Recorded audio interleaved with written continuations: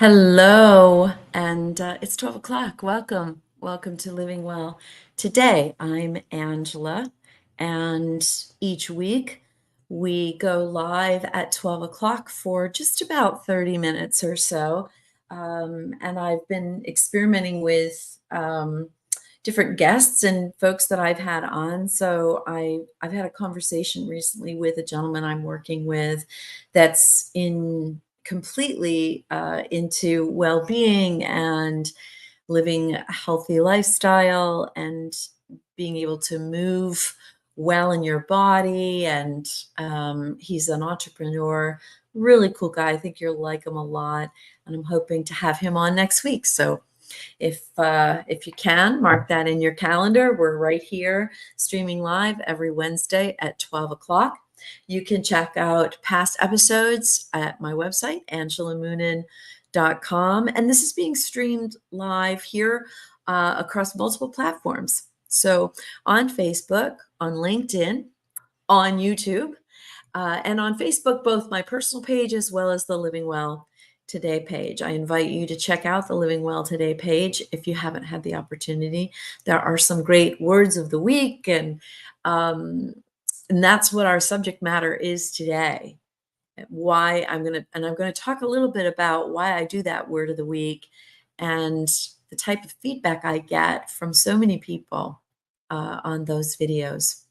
So, our subject matter is, in fact, today, change your story and you change your life. So, let's talk about that. Yes?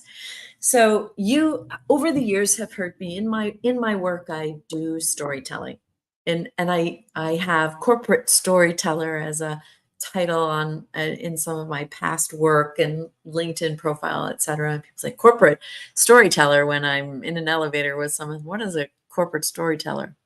So it's essentially helping cultivate the stories that are already organically happening within an organization and shining a light on those, putting form to them, putting consistency to them, and benchmarking them as models of excellence of things to aspire to, and be inspired by for both the employees and then, of course, the customers.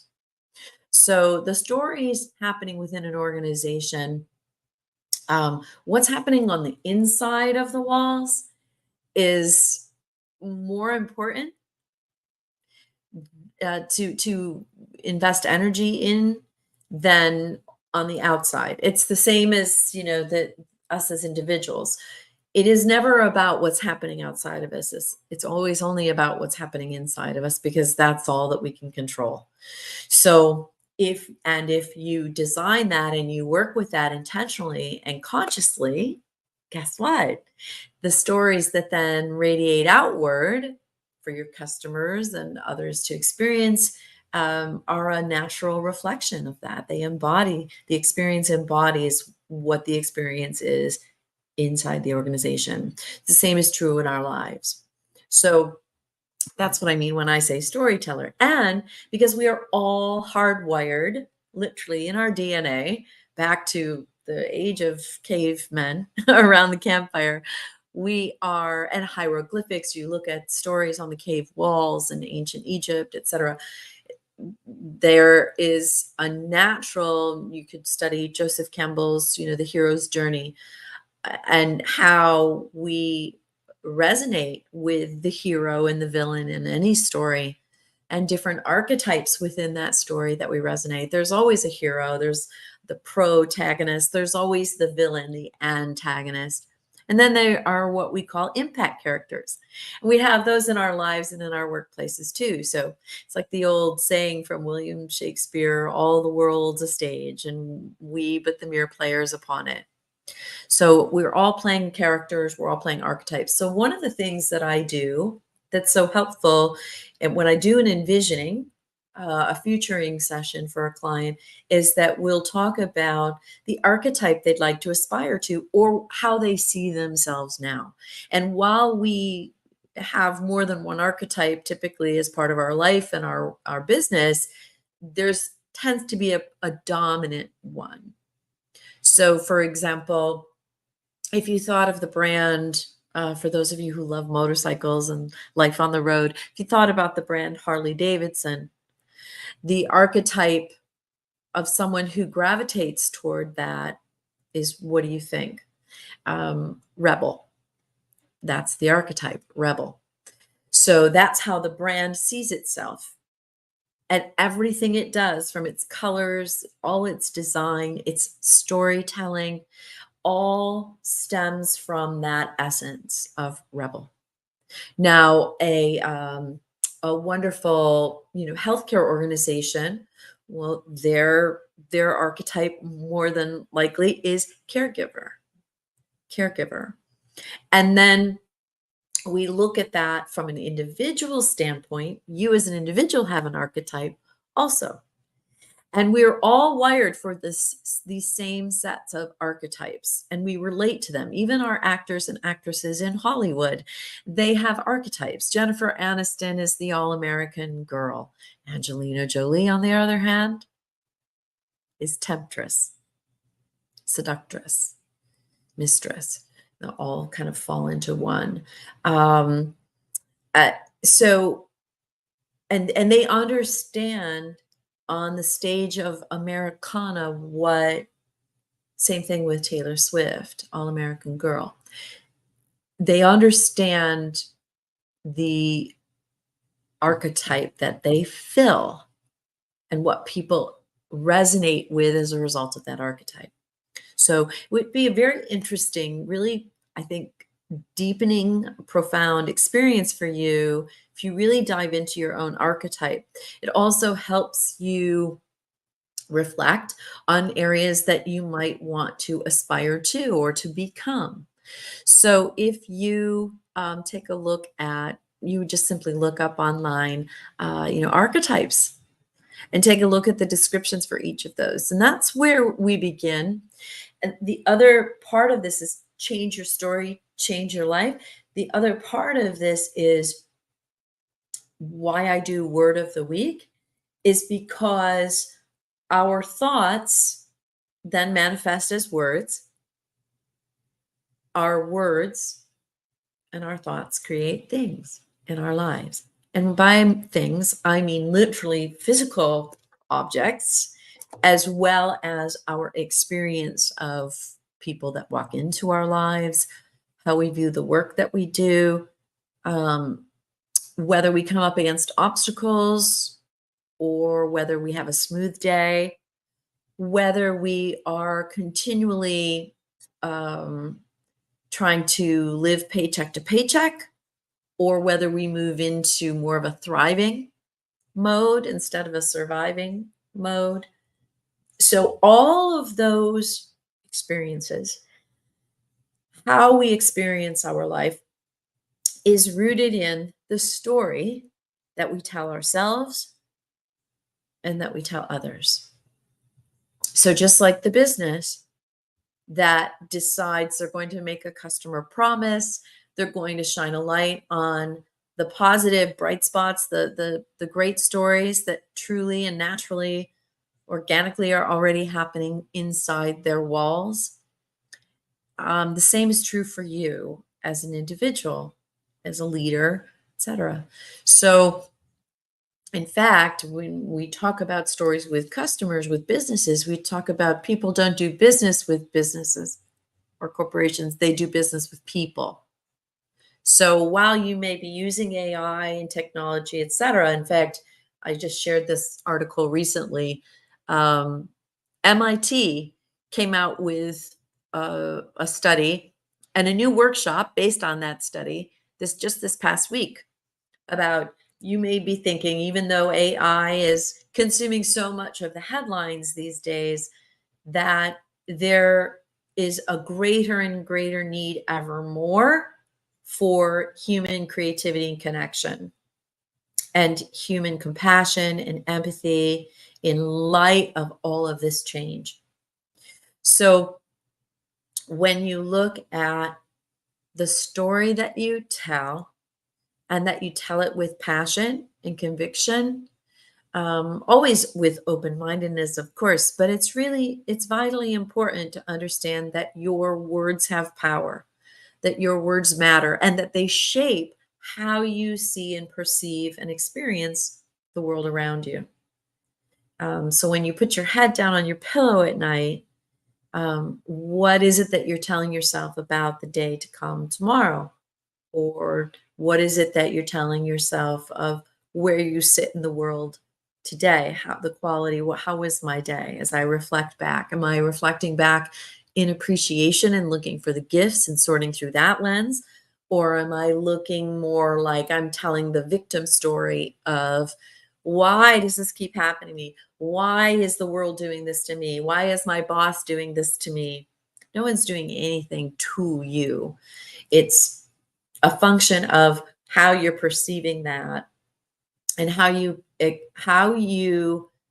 shape the story around what's happening around you makes all the difference on two fronts. Number one, how you feel about it and how you gauge the quality of your day, and also number two, of how you proceed through it.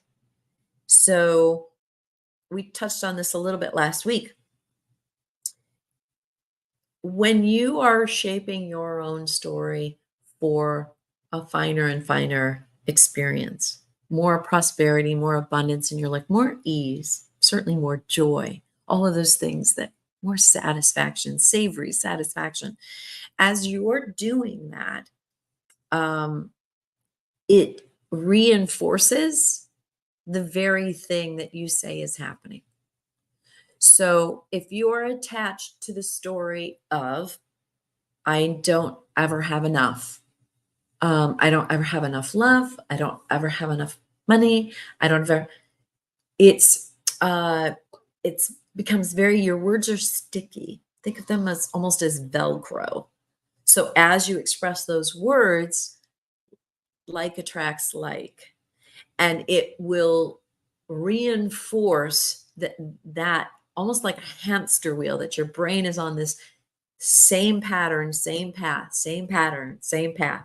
So if you want to upgrade, this is one of the questions that I pointed out. If you want to upgrade your, first of all, before you can upgrade your life, you have to upgrade your day, right? Our life is made up of, this is the construct, at least that we all gauge it by here on planet Earth, is day by day.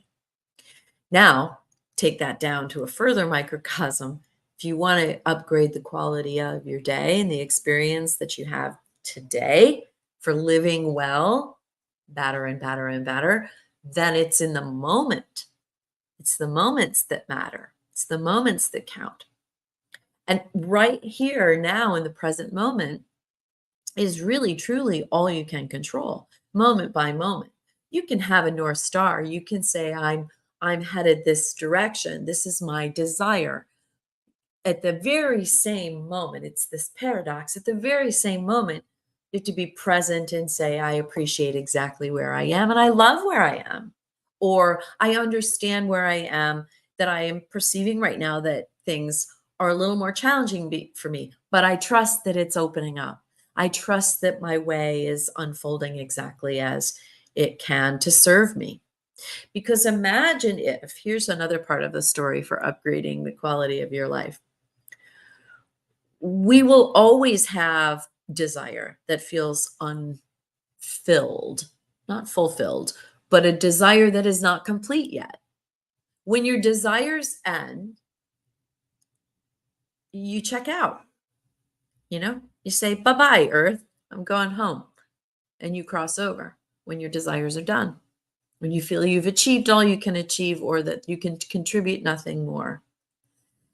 When you have a desire, that is a natural part of, and I always say to my daughter, God wouldn't plant in you a desire you couldn't achieve. God is not cruel. God is kind. So, although sometimes it feels like there's cruelty in our lives or things that we don't understand, challenges and difficulties that why would God do this to me? Why would God put me through this pain and suffering? And it's in the lessons. It's like when I have my trainer come to the house and work with me on strengthening. It's not a lot of fun, but the story I tell myself is that, yes, this is difficult. If I didn't have him here encouraging me, I'm not sure I could do it on my own.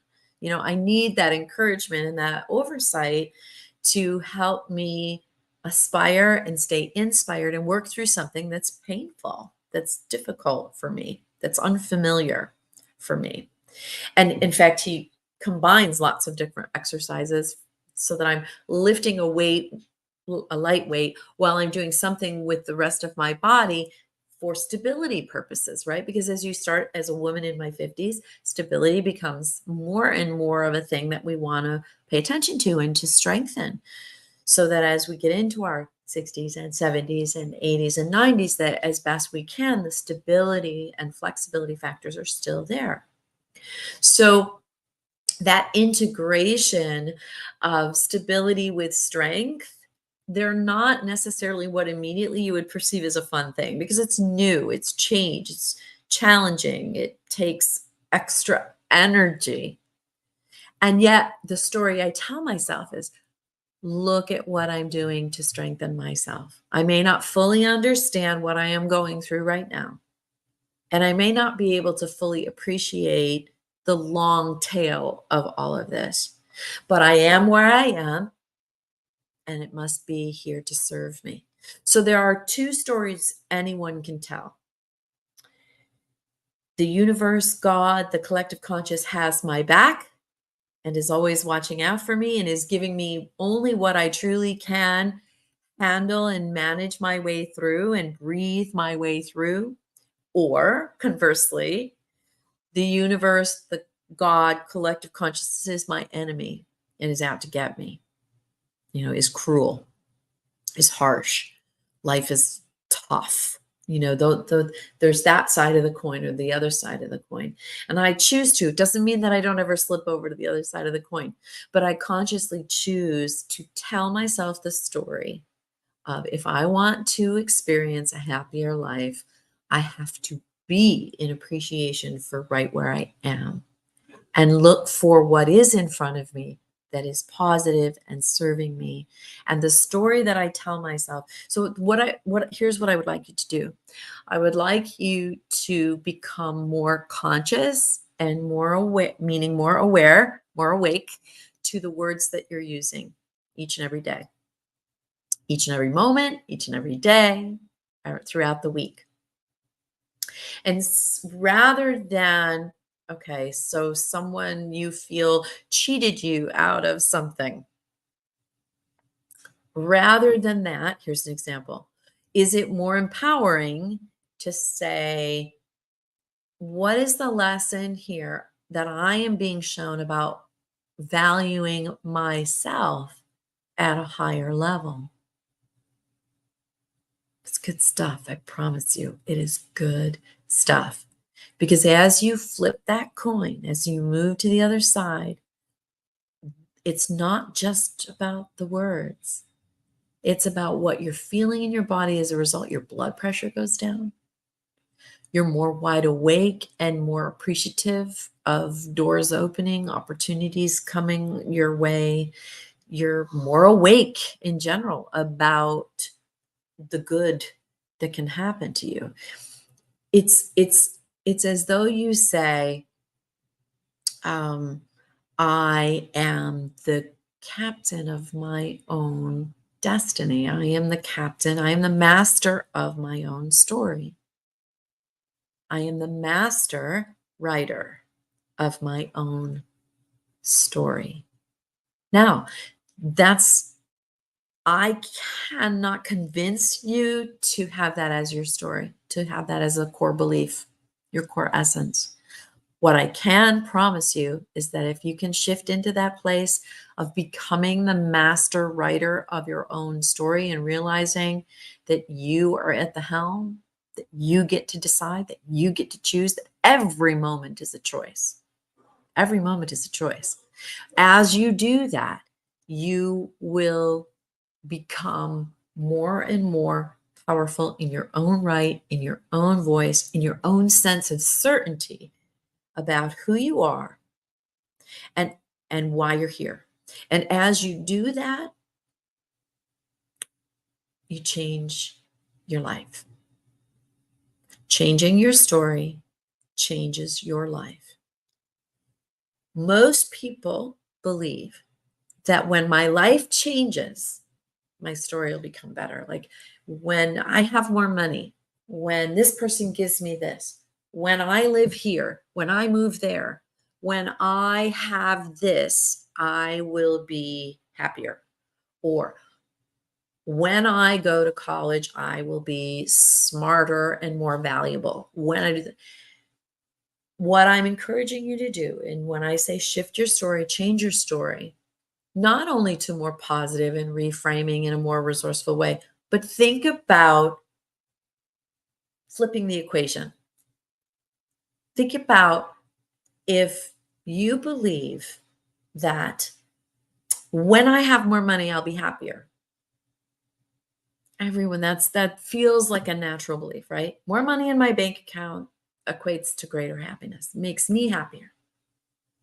Here's the truth of it. When you become that happier person, the money shows up to serve you. When you are walking in your own truth, when you are walking in your own light, when you are on purpose, then God, universe, collective consciousness shows up in different people, opportunities, shows up in your bank accounts to meet you in that place. Don't expect, I'm not saying it never happens, but don't expect that the thing you want that you believe is going to make you happy is just going to show up for you. You have to show up in that way and practice. Just imagine you're on that Shakespeare's stage and say, what is my archetype? Who is it that I would like to see myself as? Who is it I would like others to see myself as? The hero, the caregiver, and become that. All right, how do you become that? Well, what if you were signing up to be that in a play, to be that on stage, what would your lines be? Yes, Pam, I'm seeing truth. Absolutely. What would your lines be? Okay, because some people will say, well, I don't know how to be happy. I don't know how to be happy. Okay, well, your dog knows how to be happy.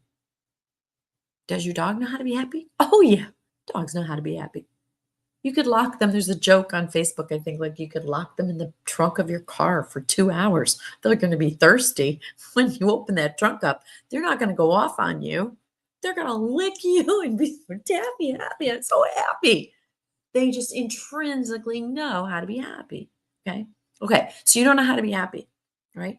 Well, what does happiness look like? What are the words that you would use to describe happy? And start there. Start with the thought, start with the feeling. Use your words to express I'm happy. I am happy because I so appreciate my fur babies. I so appreciate the sunshine today, the blue skies, the gray has faded away. I so appreciate that lily of the valley. I so appreciate the smell of roses. I might not have roses in front of me, but if I close my eyes, I can remember what they smell like. Oh, that makes me happy. A long, cozy nap with a cup of cocoa. That makes me happy because I feel warm. I feel safe. I feel cozy and comfortable in my little cocoon under a nice, soft, warm blanket. That makes me happy. Yeah. And if you want to build a happy life, then you start in this moment, right here, right now with me. You start here, right now. And I'm going to tell you, I talk so often about words. Yes, be happy now, Pam. Absolutely be happy now. Talk about the power of words. Let's also talk the power of your body as a compass, as a tuning fork I have a great video if you haven't watched it. I love it. I go back. I use my own videos to teach myself. I promise you that. I watch them not because I'm enamored or something with my face and voice. I see it every day. I'm not that enamored, but because I know I can be one of my own best teachers and that I forget. I'm human and I forget. I can get off track. I can get nudged a little too far left or a little too far right away from my own center. Happens. Happened this morning. Um, I can be not compassionate at times. It happened this morning. And then I have to just become aware again, just come back to what I know I'm aspiring to be. And this year, I have my, oh, I was going to show you this too. I have my vision board that I did. I'm so excited. Oh, look, there's me, skinny me, because that's an ambition for me. That's commitment. This is a big one for me this year. This is a big one, health and commitment. So this is so have you done a vision board? Deliberate giving, savoring every step, hitting my high notes, right? Playing and reveling, right? Gathering all together now, understanding. We did just as of January 20th, we officially moved into, and people debate, maybe it started back in 2012 with the end of the Mayan calendar. There's all sorts of debate about it, but we are in it. Okay. The age of Aquarius. And the age of Aquarius is about the collective all together now. All together now we can do this. The breaking away of old systems and old structures that no longer serve us as the collective. And we're going to be in this cycle for the next 43 years. Is that right? No, I'm sorry. Till 2043. Keep saying 43 years. The next 2 decades until 2043. And the last time that we were in astrologically, the last time, and if you don't think there's anything to astrology, you tell me. You tell me planets perfectly aligned and spinning at a gazillion miles an hour perfectly. And the last time we were in this place astrologically, where Pluto is aligned with Aquarius, was 1778 to 1798. Imagine that. Now, what happened right before 1778? Was there a breaking down? Was there a revolution? Was there evolution, like super, super fast evolution? 1776, we happened to have a Revolutionary War, declare our independence. We declared our independence from the big, overseer at the time, for us anyway, as Americans, Great Britain, or Britain, England. So, and what in the last several years have we seen a breaking down, a breaking away, a battle on all sorts of levels? Yes. So trust in that all together now, the collective. Look to those who do seem to have happiness. I'm not talking about in social media because 99.9% of the time, everybody looks happy there. I'm saying in the day-to-day, in the neighbor that's walking down the street whistling, your local, your pastor, your minister, when a choir is singing together and they're smiling. So let's talk quickly because I hopped over your body. So this is proven scientifically, the mere act of smiling, you cannot go smile and be miserable at the same time. You can't giggle and be miserable at the same time. It's not physically possible. So practice smiling. There's part of the harmony method that I do that's called mirroring, where you literally, this is an exercise from Louise Hay that she talks about in Heal Your Life, which is, I highly recommend. Talked about that last week. Heal Your Life, Heal Your Body, where you stand in the mirror and you look into your own eyes, the windows of your soul, and you tell yourself how much you love you. And sometimes for some people's, oh, bye. Yes. Thank you, Pam. Pam. Much love to you. Blessings. Um, sometimes, uh, it's tough to do the mirroring. It can be tough to do, but stick with it. Just like consciously sticking with choosing more powerful words to tell your own story. Be the hero that God so wants you to be. And through that, through defining what it looks like and feels like to you, and through consciously more and more, little bit by little bit, those small steps, the smile, the sense of appreciation, it is in the smaller recognitions that we see our true selves and we can discover our true selves of who God aspires us to be or designed us to be. And we're all taking those steps to move closer and closer to who we truly are, to an understanding of who we truly are.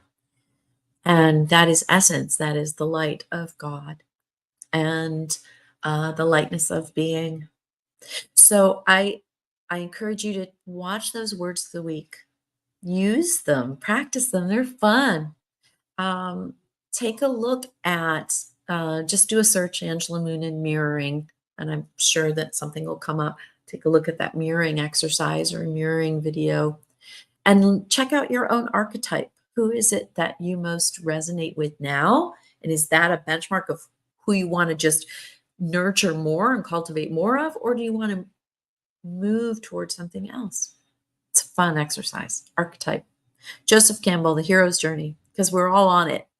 We're all on it. We can't deny it. We are. Much love to you. I hope to see you next week. Spread the good word, would you? And share in the light. Share in the light. For living well today, I'm Angela. Blessings be.